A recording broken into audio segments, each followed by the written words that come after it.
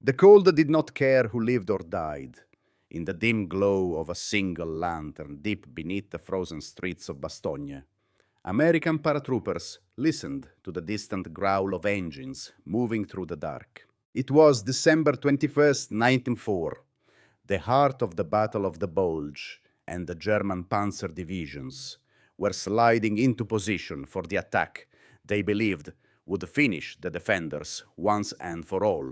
Snow drifted across the ruined town like ash. Rifles clicked quietly as men tried to keep their hands warm.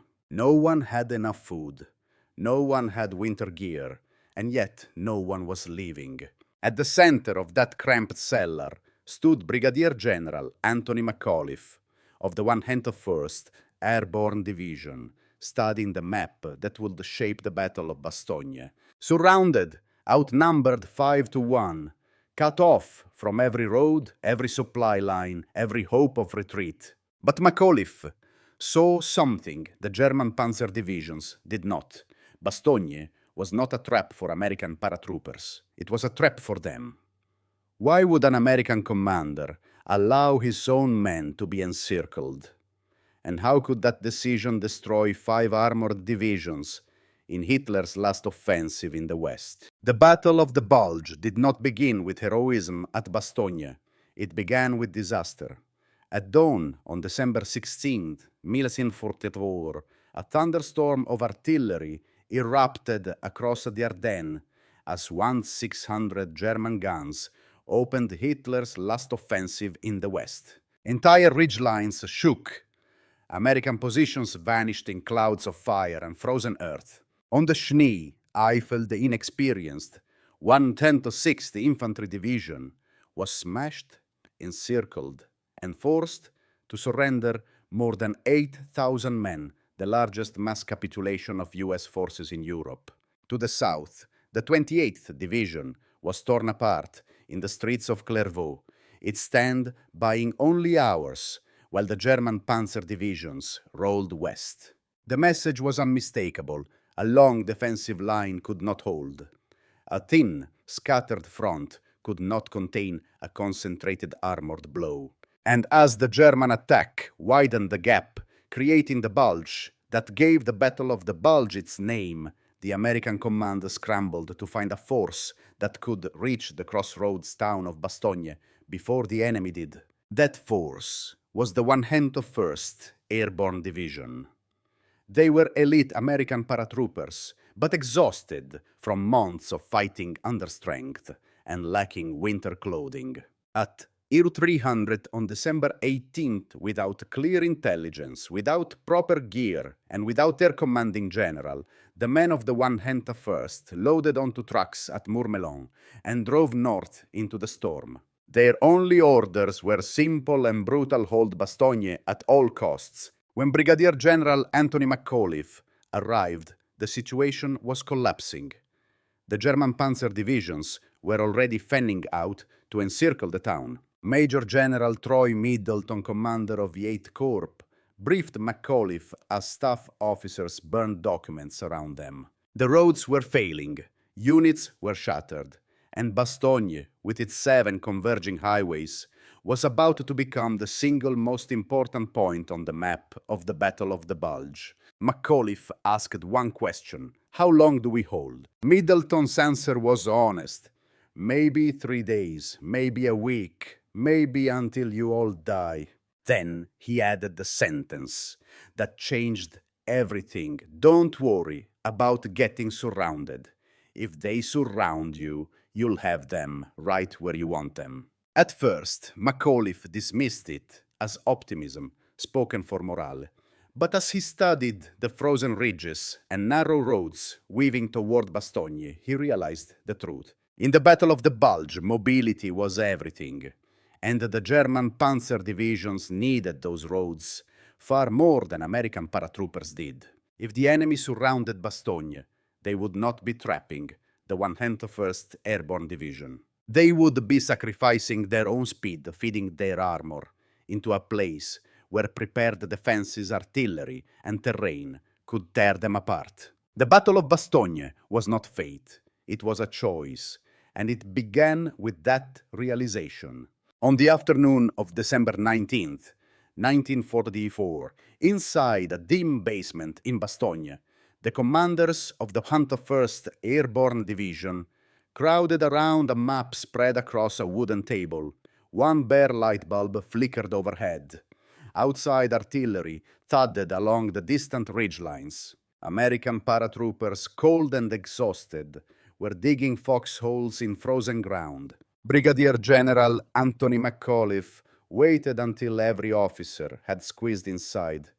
Then he pointed at the center of the map, Bastogne, the crossroads. Every road in this corner of the Ardennes ran through it. Every gallon of fuel, every ammunition truck, every reserve unit assigned to the German thrust toward the Meuse had to pass somewhere along these narrow routes.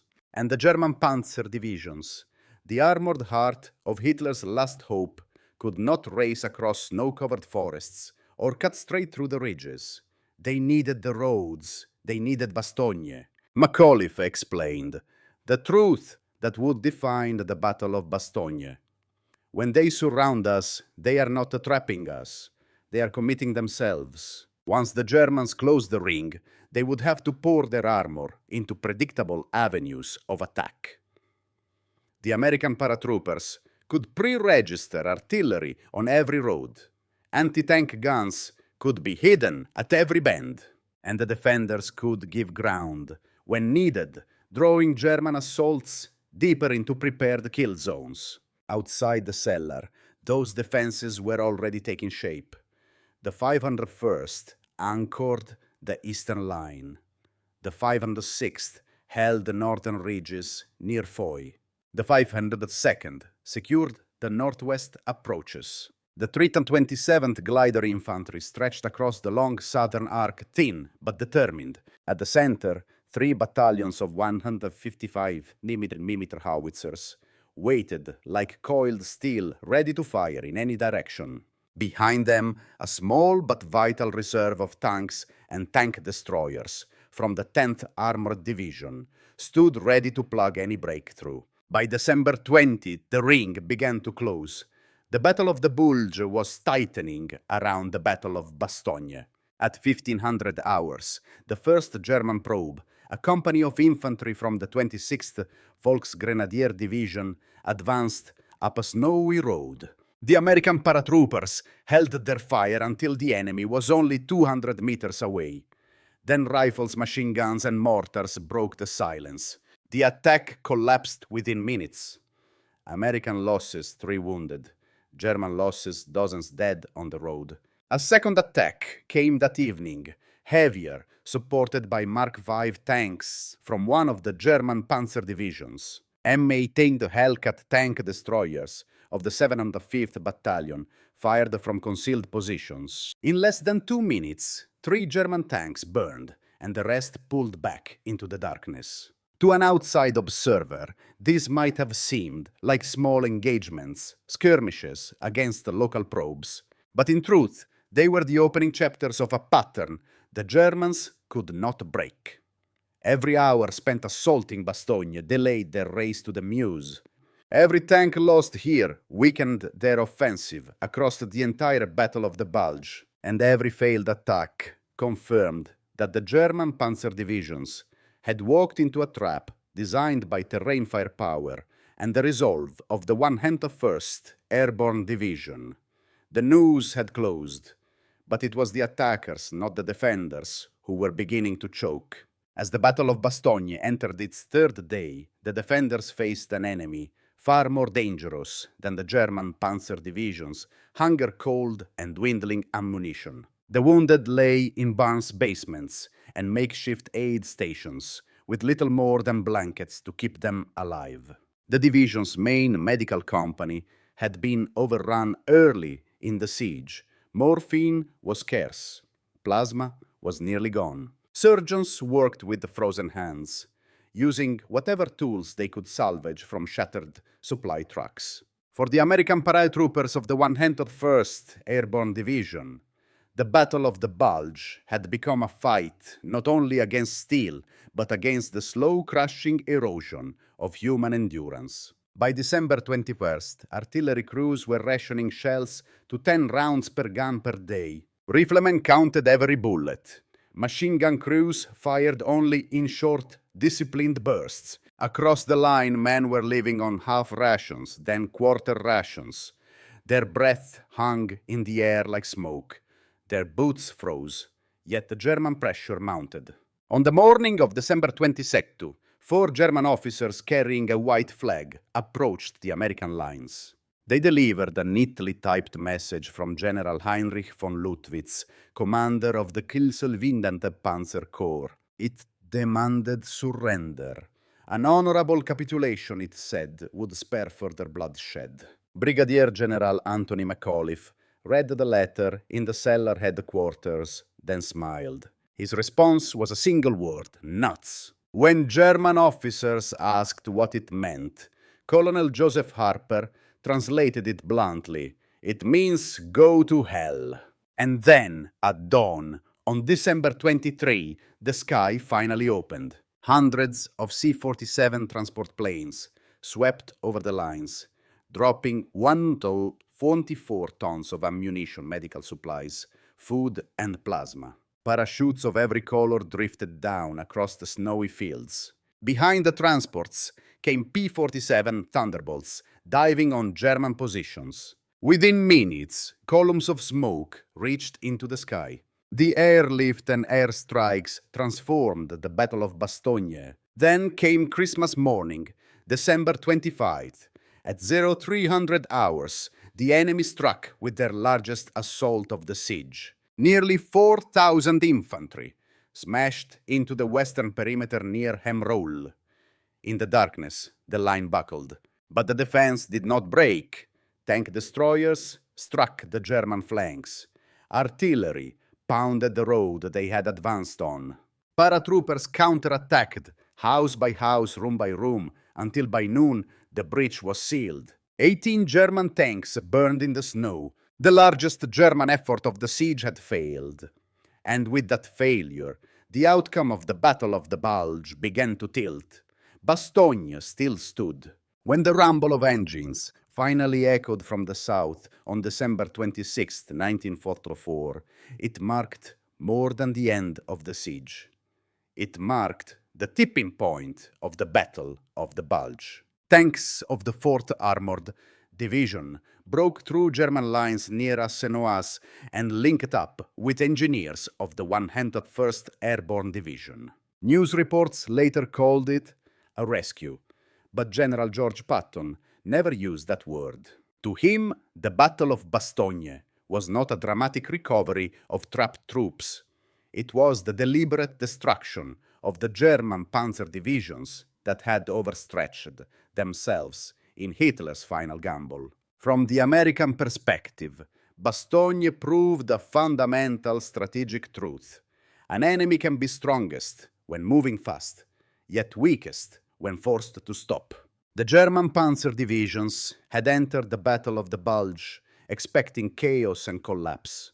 Instead, they found the 101st Airborne Division fixed firmly across the road network they desperately needed. Every hour spent fighting American paratroopers was an hour stolen from their race to the Meuse River. Every tank committed to Bastogne was a tank removed from the offensive's spearhead. To American planners, this was textbook operational art. A small determined force holding critical terrain can halt a larger mechanized offensive. And that is exactly what Bastogne became the pivot on which the entire Battle of the Bulge turned. The German view looked radically different. General Heinrich von Luttwitz now saw the siege devouring his units. His German Panzer divisions were burning fuel by the hour. His infantry was bleeding itself white against prepared defenses. And the moment the skies cleared, American aircraft turned the snow-covered landscape into a killing ground. General Hasso von Manteuffel admitted that Bastogne was the decisive fracture point of the offensive. By surrounding the town, instead of bypassing it, German forces had concentrated their precious armor around a fixed American position where it could be destroyed systematically. The destruction of 5 German Panzer divisions around the town meant fewer mobile units to defend the Rhine, and no further opportunity for Germany to regain the strategic initiative. The world watched as Hitler's last offensive collapsed, not in a sweeping clash of armies, but in a frozen Belgian crossroads held by exhausted American paratroopers. In the end, Bastogne was more than a tactical victory. It was a turning point that reshaped the final months of the war in Europe.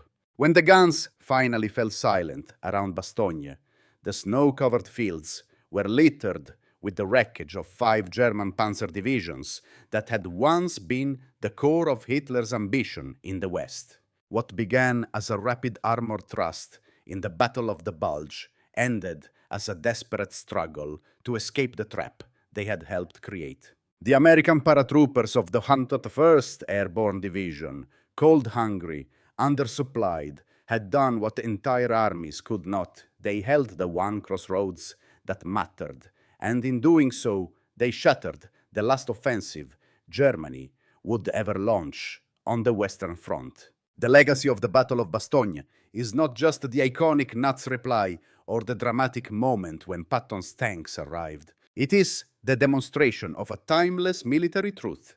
Control of critical terrain can outweigh even the most powerful mechanized force. In a war defined by mobility speed and armored breakthroughs, it was a frozen town in Belgium, held by men wearing summer uniforms in winter, that decided the future of the campaign. After the war, Brigadier General Anthony McAuliffe rose to 4-star rank, eventually commanding US Army Europe during the tense early years of the Cold War. Yet he always spoke humbly about Bastogne, insisting that the victory belonged to the paratroopers, tank crews, medics, and artillerymen who endured the freezing nights and relentless shelling. The American public embraced the story instantly, recognizing in the defense of Bastogne a symbol of defiance and resilience that resonated far beyond the battlefield. Across the Atlantic, German commanders studied the disaster with equal attention. General Hasso von Manteuffel concluded that surrounding Bastogne had been a fatal strategic mistake, transforming their armored spearheads into stationary targets. The Battle of the Bulge was lost long before the Allies counterattacked. Its fate was sealed when German armored columns committed themselves to the Bastogne cauldron. Today, the crossroads town stands as a memorial to the cost of freedom. Families from Europe and America walk the same roads where tanks once burned in the snow. The world remembers Bastogne not only as a key moment in World War II, but as a reminder that courage, discipline, and sacrifice can overcome even the most overwhelming odds. If the Battle of the Bulge was Hitler's final gamble, then the Battle of Bastogne was the moment the gamble collapsed. And it was the American paratroopers surrounded, freezing, but unbroken, who ensured that collapse became complete.